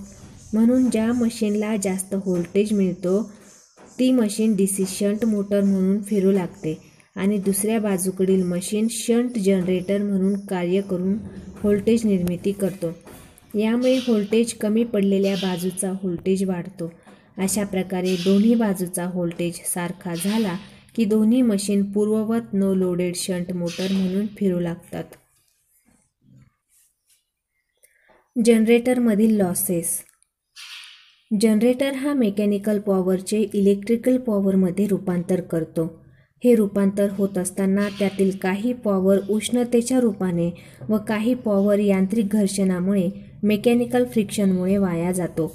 म्हणजेच जनरेटरला दिलेल्या इनपुट पॉवरपेक्षा जनरेटरकडून घेतलेली आउटपुट पॉवर कमी असते. इनपुट व आउटपुट पॉवर यामधील फरकास पॉवर लॉस असे म्हणतात. जनरेटरमध्ये मुख्य 2 प्रकारचे लॉसेस होतात. बदलणारे लॉसेस, न बदलणारे लॉसेस. जे लॉसेस नो लोड ते फुल लोड स्थिर असतात त्या लॉसेसला न बदलणारे लॉसेस असे म्हणतात. यामध्ये आयर्न व मेकॅनिकल लॉसेस समाविष्ट असतात. आणि जे लॉसेस लोडनुसार बदलत असतात त्यास बदलणारे लॉसेस असे म्हणतात. यामध्ये सर्व प्रकारच्या वाइंडिंगमध्ये होणारे कॉपर लॉसेस समाविष्ट असतात. Copper losses. जनरेटरमधील armature winding, field winding, interpole winding इत्यादींमधून करंट वाहत असताना त्या वाइंडिंगमध्ये वाहणाऱ्या करंटचा वर्ग व रेझिस्टन्स यांच्या गुणाकारा एवढी I² पॉवर लॉस होते. त्यास कॉपर लॉसेस असे म्हणतात. Iron losses. या लॉसेसला मॅग्नेटिक लॉसेस अथवा कोअर लॉसेस असेही म्हणतात, कारण हे लॉसेस चुंबकीय बदलामुळे फक्त कोअरमध्येच घडून येतात. ह्यामध्ये हिस्टेरिसिस लॉस व एडी करंट लॉस समाविष्ट असतात. Hysteresis loss. चुंबकीय क्षेत्रात आर्मेचर कोअर फिरत असताना कोअरचा काही विशिष्ट भाग N पोल समोर आला असता कोअरच्या त्या भागात एक मॅग्नेटिक पोलॅरिटी तयार होते.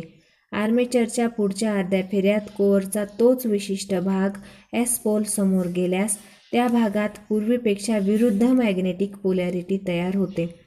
अशावेळी नवीन पोलॅरिटी निर्माण होत असताना पूर्वीची पोलॅरिटी नष्ट होणे आवश्यक असते, परंतु पदार्थाच्या रिटेंटिव्हिटीच्या गुणामुळे पूर्वीची पोलॅरिटी सहजासहजी नष्ट होण्यास तयार नसते. ती नष्ट करण्यासाठी कोरसिव्ह फोर्स आवश्यक असतो. त्यामुळे कोअरमध्ये पूर्वी प्राप्त झालेली मॅग्नेटिक पोलॅरिटी नष्ट होऊन नवीन पोलॅरिटी निर्माण करण्यासाठी काही पॉवर खर्च होते. अशा प्रकारे कोअर फिरत असताना त्याच्या प्रत्येक अर्ध्या फेऱ्यात चुंबकीय अदलाबदल होत राहून पॉवर लॉस होत असतो. त्या लॉसेसला हिस्टेरिसिस लॉस असे म्हणतात. हा लॉस आर्मेचर फिरण्याची गती अर्थात चुंबकीय बदल, फ्लक्स डेन्सिटी, कोअरचे आकारमान व कोअर ज्या धातूपासून बनवलेला आहे त्या धातूचा हिस्टेरिसिस कोएफिशियंट ह्या गोष्टीवर अवलंबून असतो. हिस्टेरिसिस लॉस WH बरोबर KH गुणुले F गुणुले बीटा मॅक्स गुणुले म्यू वॅट्स. KH बरोबर हिस्टेरिसिस कोएफिशियंट, F बरोबर दर सेकंदात होणारा चुंबकीय बदल, F बरोबर NP/120 सायकल दर सेकंद, Bmax बरोबर फ्लक्स डेन्सिटी वेबर पर चौरस मीटर, Bmax बरोबर फ्लक्स अपॉन क्षेत्रफळ, U बरोबर कोअरचे आकारमान घनमीटर. म्हणून हिस्टेरिसिस लॉस कमी करण्यासाठी आर्मेचर कोअर नेहमी सिलिकॉन स्टील ह्या धातूपासून तयार केलेला असतो, कारण हिस्टेरिसिस लॉस ज्या वेगवेगळ्या घटकांवर अवलंबून असतो त्यातील चुंबकीय बदल, फ्लक्स डेन्सिटी व कोअरचे आकारमान हे घटक स्थिर असतात. मात्र प्रत्येक धातूचा हिस्टेरिसिस कोएफिशियंट हा वेगवेगळा असतो. ज्या धातूचा KH हा कमी असेल त्यामध्ये हिस्टेरिसिस लॉससुद्धा कमी होतात. सिलिकॉन स्टीलचा हिस्टेरिसिस कोएफिशियंट इतर सर्व धातूंपेक्षा कमी असतो, म्हणून हिस्टेरिसिस लॉस कमी करण्यासाठी कोअर नेहमी सिलिकॉन स्टीलपासूनच तयार केला जातो. Eddy current loss. Armature core चुंबकीय क्षेत्रातून फिरत असताना ज्याप्रमाणे आर्मेचर वाइंडिंगकडून चुंबकीय रेषा कापल्या जातात, तशाच त्या चुंबकीय रेषा आर्मेचर कोअरकडूनही कापल्या जातात. म्हणून कोअरमध्ये EMF निर्माण होऊन कोअरमधून करंट वाहू लागतो. या करंटला एडी करंट असे म्हणतात, कारण हा करंट वाहून जाण्यास कोअर व्यतिरिक्त दुसरा मार्ग नसल्यामुळे तो करंट कोअरमध्येच सतत फिरत राहतो. म्हणून कोअरमध्ये I²RT प्रमाणात उष्णता निर्माण होऊन I²R वॅट्स एवढी पॉवर वाया जातो. अशा पॉवर लॉसला एडी करंट लॉस असे म्हणतात. आर्मेचरच्या गतीवर चुंबकीय रेषातील बदल अवलंबून असतो, म्हणून एडी करंट लॉस हा खालील घटकांवर अवलंबून असतो. चुंबकीय रेषातील बदलांच्या वर्गाच्या समप्रमाणात F वर्ग, फ्लक्स डेन्सिटीच्या वर्गाच्या समप्रमाणात बीटा मॅक्स वर्ग, कोअरच्या जाडीच्या वर्गाच्या समप्रमाणात T चा वर्ग, कोअरच्या आकारमानाच्या समप्रमाणात असतो. म्हणून एडी करंट लॉस WE बरोबर बीटा मॅक्सचा वर्ग गुणुले F चा वर्ग गुणुले T चा वर्ग गुणुले U वॅट्स एवढा असतो. एडी करंट लॉस कमी करण्यासाठी आर्मेचर कोअर अखंड अशा धातूपासून न बनवता लॅमिनेटेड करून बनवतात. लॅमिनेटेड म्हणजे 0.3 ते 0.35 मिलीमीटर जाडीच्या पातळ स्टॅपिंग्ज एकमेकांपासून इलेक्ट्रिकली इन्सुलेटेड करून त्या सर्व स्टॅपिंग्ज पुन्हा एकत्र मेकॅनिकली जोडणे होय. लॅमिनेटेडमुळे एका लॅमिनेशनमध्ये निर्माण झालेला एडी करंट हा दुसऱ्या लॅमिनेशनमध्ये जाऊ शकत नाही, म्हणजेच एकूण एडी करंट वाहू शकत नाही. परंतु चुंबकीय रेषा मात्र वाहू शकतात. परिणामी पातळ लॅमिनेशनचा रेझिस्टन्स जास्त असल्याने एडी करंटला उच्च विरोध होऊन तो कमी प्रमाणात वाहतो आणि म्हणून एडी करंट लॉसही कमी होतो. Mechanical losses. या लॉसेसला विंडेज व फ्रिक्शन लॉसेस असेही म्हणतात. फील्ड व आर्मेचर यामधील हवेच्या पोकळीत काही फ्लक्स प्रत्यक्ष कटिंग ॲक्शनमध्ये न येता हवेतच वाया जातात. तसेच बेअरिंगच्या घर्षणामुळेही काही उष्णता निर्माण होऊन पॉवर लॉस होतो. अशा प्रकारच्या लॉसेसला मेकॅनिकल लॉसेस असे म्हणतात. मेकॅनिकल लॉसेस व आयर्न लॉसेस या दोन्ही लॉसेसला मिळून स्ट्रे लॉसेस असेही म्हणतात. स्ट्रे लॉस बरोबर आयर्न लॉसेस अधिक मेकॅनिकल लॉसेस.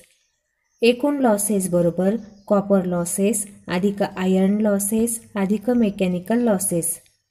एकूण लॉसेस बरोबर कॉपर लॉसेस अधिक स्ट्रे लॉसेस, म्हणजेच बदलणारे लॉसेस अधिक न बदलणारे लॉसेस. जनरेटरची कार्यक्षमता. जनरेटरपासून घेतलेली आउटपुट पॉवर व जनरेटरला दिलेली इनपुट पॉवर यांच्या गुणोत्तरास जनरेटरची कार्यक्षमता असे म्हणतात. कार्यक्षमता बरोबर आउटपुट अपॉन इनपुट, म्हणजेच कार्यक्षमता बरोबर output upon output plus losses किंवा इनपुट वजा लॉसेस अपॉन इनपुट. कार्यक्षमता नेहमी 1 पेक्षा कमी असते, कारण इनपुटपेक्षा नेहमी आउटपुट कमी असतो. परंतु कार्यक्षमतेला 100ने गुणाकार करून त्यास शेकड्यामध्ये सांगितली जाते. कोणत्याही जनरेटरमध्ये बदलणारे लॉसेस आणि न बदलणारे लॉसेस जेव्हा सारखेच असतील तेव्हा जनरेटरची कार्यक्षमता जास्तीत जास्त असते आणि अशा मशीनला आदर्श मशीन असे म्हणतात. जनरेटरची कार्यक्षमता 3 प्रकारे सांगितली जाते. यांत्रिक कार्यक्षमता मेकॅनिकल इफिशियन्सी. जनरेटरच्या आर्मेचरमध्ये निर्माण झालेली पॉवर व जनरेटरला प्राइम मूव्हरने पुरवलेली पॉवर यांच्या गुणोत्तरास यांत्रिक कार्यक्षमता असे म्हणतात. मेकॅनिकल इफिशियन्सी बरोबर EMF गुणिले IA अपॉन BHP गुणिले 735.5 गुणिले 100. विद्युत कार्यक्षमता इलेक्ट्रिकल इफिशियन्सी. जनरेटरने लोडला पुरवलेली पॉवर व जनरेटरच्या आर्मेचरमध्ये निर्माण झालेली पॉवर यांच्या गुणोत्तराला विद्युत कार्यक्षमता असे म्हणतात. इलेक्ट्रिकल इफिशियन्सी बरोबर V गुणिले IL अपॉन EMF गुणिले IA गुणिले 100. व्यापारी कार्यक्षमता कमर्शियल इफिशियन्सी. जनरेटरने लोडला पुरवलेली पॉवर व जनरेटरला प्राइम मूव्हरने पुरवलेली पॉवर यांच्या गुणोत्तरास व्यापारी कार्यक्षमता असे म्हणतात. कमर्शियल इफिशियन्सी बरोबर V गुणिले IL अपॉन BHP गुणिले 735.5 गुणिले 100. जनरेटरची समांतर जोडणी. 2 किंवा 2 पेक्षा जास्त जनरेटर्सची बसबारच्या साहाय्याने पॅरलल जोडणी करून करंट एकत्र करणे व त्यावर लोड विभागणी करणे म्हणजेच जनरेटरची समांतर जोडणी होय.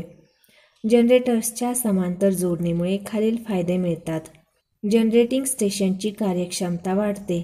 एखादा जनरेटर खराब झाला तरीही बाकीचे जनरेटर चालू राहतात, त्यामुळे संपूर्ण वीज पुरवठा बंद ठेवण्याची आवश्यकता भासत नाही. लोड वाढल्यास नवीन जनरेटर पॅरलल जोडून वाढीव वीज पुरवठा करणे सहज शक्य होते. तसेच एखादे वेळी लोड कमी झाला तरीही त्या प्रमाणात काही जनरेटर बंद ठेवून आवश्यक तेवढेच जनरेटर चालू ठेवता येतात. त्यामुळे विनाकारण वाया जाणारी पॉवर टाळता येते. जनरेटरची देखभाल, निगा व दुरुस्ती चांगल्या प्रकारे करता येते. समांतर जोडणी करण्यासाठी आवश्यक असणाऱ्या अटी. जे जनरेटर्स एकमेकांच्या समांतर जोडावयाचे आहेत त्यांची पोलॅरिटी सारखीच असली पाहिजे. टर्मिनल व्होल्टेज सारखेच असले पाहिजे. व्होल्टेज रेग्युलेशन सारखेच असले पाहिजे. जनरेटरची पोलॅरिटी पाहण्यासाठी बटाटा टेस्ट, वॉटर टेस्ट अथवा व्होल्टमीटर टेस्ट घ्यावी व पॉझिटिव्ह निगेटिव्ह टोके ओळखावे. बटाटा टेस्ट. एक बटाटा कापून त्याची फोड करावी. DC सप्लायच्या सिरीज टेस्ट लॅम्प घेऊन त्याची दोन्ही टोके त्या फोडीत जवळजवळ दाबून ठेवावे. ज्या टोकावर हिरवट रंग येईल ते टोक पॉझिटिव्ह टोक समजावे. निगेटिव्ह टोकावर काही क्रिया होत नाही. Water test. एका काचेच्या ग्लासमध्ये मिठाचे पाणी घ्यावे. त्यात DC सप्लायच्या सिरीज टेस्ट लॅम्पचे दोन्ही टोके बुडवावे. ज्या टोकावर जास्त बुडबुडे येतील ते टोक निगेटिव्ह टोक समजावे. पॉझिटिव्ह टोकावर कमी बुडबुडे येतील. Voltmeter test. एक moving coil voltmeter DC voltmeter घेऊन त्यास DC सप्लाय द्यावा. मीटरच्या टर्मिनलवर खुणा दिलेल्याच असतात, म्हणून जर मीटरच्या पॉझिटिव्ह टर्मिनलशी सप्लायचे पॉझिटिव्ह टोक जोडले गेल्यास मीटर रीडिंग दाखवेल. जर मीटरच्या पॉझिटिव्ह टोकात सप्लायचे निगेटिव्ह टोक जोडले गेले तर मीटर रीडिंग देणार नाही. यावरून सप्लायचे निगेटिव्ह अथवा पॉझिटिव्ह टोक ओळखावे. समांतर जोडणीची पद्धत. समांतर जोडणीसाठी आवश्यक असणाऱ्या सर्व अटींची पूर्तता केल्यानंतर खालीलप्रमाणे समांतर जोडणी करावी. प्रथम एक जनरेटर चालू करून बसबारला जोडावे. दुसरा जनरेटर चालू करावा, परंतु बसबारशी लगेच जोडू नये. बसबारला दुसरा जनरेटर जोडण्यापूर्वी त्याचे टर्मिनल व्होल्टेज व बसबारचे व्होल्टेज सारखेच आहेत का ते पाहावे. जर व्होल्टेज सारखे नसतील तर फील्ड रेग्युलेटरच्या सहाय्याने व्होल्टेज जुळवून घ्यावे.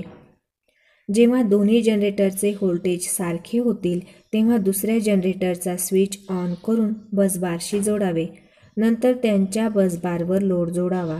लोड जोडल्यानंतर जर जनरेटर फ्लोटिंग होत असतील, म्हणजे फक्त एकच जनरेटर लोड घेत असेल आणि दुसरा जनरेटर लोड घेत नसेल, तर एकाचे फील्ड एक्सायटेशन हळूहळू वाढवावे आणि दुसऱ्याचे फील्ड एक्सायटेशन हळूहळू कमी करावे. त्याचवेळी लोड कमी करावा, म्हणजे दोन्ही जनरेटर सारखे लोड घेऊ लागतील. कंपाऊंड जनरेटर्सची समांतर जोडणी करण्यासाठी पॉझिटिव्ह व निगेटिव्ह बसबार व्यतिरिक्त तिसरा एक इक्वलायझर बसबार जोडावा लागतो. इक्वलायझर बसबारच्या सहाय्याने दोन्ही जनरेटरच्या सिरीज फील्ड वाइंडिंग पॅरलल जोडल्या जातात. कारण चुकून जरी एखाद्या जनरेटरच्या गतीमध्ये फरक पडला तर त्यामुळे एकाच जनरेटरचा EMF वाढतो, म्हणून तोच जनरेटर जास्त लोड घेतो. लोड करंट वाढल्यामुळे सिरीज फील्डचा करंट वाढून फ्लक्स वाढतात. फ्लक्स वाढल्यामुळे परत EMF वाढून तोच जनरेटर पुन्हा लोड घेऊ लागतो. असे चक्र सतत चालू राहून एकच जनरेटर ओव्हरलोड होऊन जळण्याची शक्यता असते. इक्वलायझर बसबारच्या सहाय्याने दोन्ही जनरेटरच्या सिरीज फील्ड एकमेकांच्या पॅरलल असल्यामुळे जरी एका फील्डचा करंट वाढला तर तो करंट दुसऱ्या फील्डकडेही जातो व दोन्ही जनरेटर सारखेच लोड घेऊ लागतात. आकृतीमध्ये शंट जनरेटर व कंपाऊंड जनरेटर्सची समांतर जोडणी दाखवलेली आहे. जनरेटरमध्ये होणारे दोष, त्यांची कारणे व उपाय. दोष: जनरेटर व्होल्टेज निर्माण करीत नाही. कारणे: फील्ड पोलचे शिल्लकीय चुंबकीय चुंबकत्व नष्ट झाले असेल. उपाय: हा दोष दूर करण्यासाठी फील्ड वाइंडिंगला बाहेरून स्वतंत्रपणे DC सप्लाय थोडा वेळ द्यावा, म्हणजे फील्ड पोल चुंबक बनतील. जनरेटरची फिरण्याची दिशा बदलली असेल. उपाय: प्रत्येक जनरेटरवर फिरण्याची दिशा दाखवलेली असतेच, त्याप्रमाणेच जनरेटर फिरवावा. तशी खूण नाहीशी झाली असेल तर फिरण्याची दिशा उलट करावी किंवा फील्ड वाइंडिंगची जोडणी उलट करावी. फील्ड सर्किटचा रेझिस्टन्स फार जास्त असेल. उपाय: फील्ड सर्किटमधील रेझिस्टन्स जास्त असेल तर फील्ड करंट कमी होऊन पुरेशा फ्लक्स निर्माण होत नाहीत, म्हणून व्होल्टेजही निर्माण होत नाही. साधारणपणे फील्ड रेझिस्टन्स किंवा फील्ड सर्किट ओपन झाल्यास, लूज कनेक्शन झाल्यास, ब्रशेसचे कॉन्टॅक्ट बरोबर होत नसतील किंवा ब्रशेसला जोडलेली पिगटेल वायर ओपन असेल तर हा दोष घडून येतो. हे सर्व तपासून फील्ड रेझिस्टन्स कमी करावा. फील्डची जोडणी चुकीची असेल. उपाय: फील्ड पोलमधील शिल्लकीय चुंबकत्वामुळे N पोलकडून S पोलकडे चुंबकीय रेषा वाहतात. परंतु फील्डची जोडणी उलट झाली असल्यास पूर्वी N पोल असलेला पोल आता चुकीच्या जोडणीमुळे S पोल निर्माण होईल. त्यामुळे शिल्लकीय चुंबकत्व नष्ट होऊन व्होल्टेज निर्माण होणार नाही. म्हणून हा दोष दूर करण्यासाठी फील्डची जोडणी उलट करावी किंवा जनरेटर फिरण्याची दिशा उलट करावी. सिरीज जनरेटर असल्यास त्यावर लोड जोडला नसेल किंवा लोड असूनही त्यामध्ये ओपन सर्किट असेल. उपाय: लोड जोडूनच सिरीज जनरेटर चालू करावा. आर्मेचर वाइंडिंगमध्ये ओपन अथवा शॉर्ट असेल. उपाय: आर्मेचरची ग्राउलर टेस्ट घ्यावी. दोष 2. कॉम्युटेटरवर स्पार्किंग होते. कारणे खालीलप्रमाणे असू शकतील. ब्रशेसची झीज झाली असेल. ब्रशेसवर स्प्रिंगचा योग्य दाब नसेल. कॉम्युटेटर सेगमेंटमध्ये शॉर्ट झाले असेल. कॉम्युटेटरची झीज झाली असेल. ब्रशेसची जागा बदलली असेल. इंटरपोलची जोडणी चुकीची असेल. उपाय: वरील दोषातील कारणावर अनुक्रमे खालील उपाय करावेत. ब्रशेस घासून समपातळीत आणावे म्हणजेच बेडिंग करावे किंवा 2/3 ब्रशेस घासले असतील तर नवीन ब्रशेस टाकावे. स्प्रिंगचा दाब जुळवून घ्यावा. आवश्यकता भासल्यास नवीन स्प्रिंग टाकाव्यात. पेट्रोलच्या साहाय्याने कॉम्युटेटर धुवून साफ करावा. लेथ मशीनवर कॉम्युटेटर ट्रू करावा किंवा कॉम्युटेटर बदलावा. ब्रशेस नेहमी MNA वरच बसवावे. जनरेटरमध्ये इंटरपोल असतील तर त्यांच्या खालीच MNAची जागा असते. इंटरपोल नसतील तर मुख्य फील्ड पोलच्या काटकोनात MNAची जागा असते. त्या ठिकाणी रॉकर आर्म फिरवून ब्रशेस जुळवून घ्यावे. चुंबक सूची किंवा DC प्रवाहाच्या साहाय्याने इंटरपोलची पोलॅरिटी तपासून पाहावी.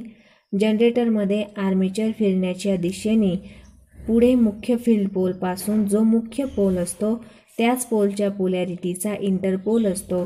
त्याप्रमाणे पोलॅरिटी मिळवण्यासाठी इंटरपोल वाइंडिंगची योग्य जोडणी करावी. दोष 3. जनरेटर गरम होतो. कारणे: कॉम्युटेटरवर स्पार्किंग होत असेल. आर्मेचर खराब असेल. आर्मेचरमध्ये किंवा कॉम्युटेटरमध्ये शॉर्ट असेल. ओव्हरलोड झाला असेल. उपाय: ब्रशेस घासून समपातळीत आणावे.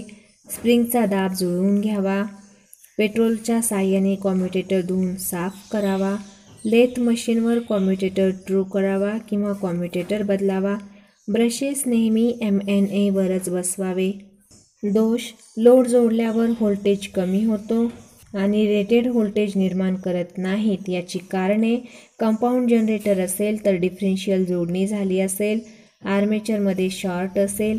ओव्हरलोड झाले असेल.